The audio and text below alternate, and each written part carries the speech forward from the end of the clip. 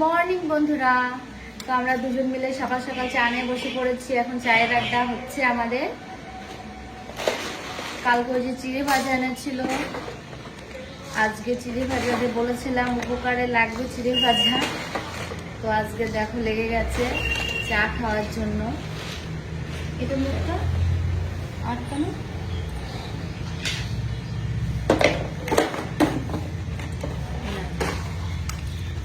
কে কে তোমরা সকাল সকাল চা খাও? ম্যাক্সিমাম লোকই খাই, আমি তো খাই।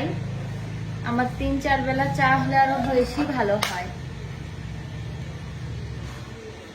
বিস্কুটটা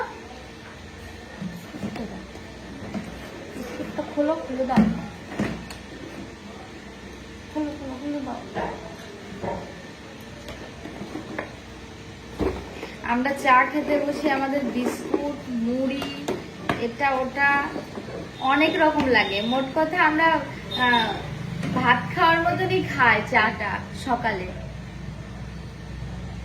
আমি আবার 2-3টে বিস্কুট একসাথে ভিজিয়ে, নাহলে আমার ভালো লাগে না। একটা বাজে অভ্যাস এটা।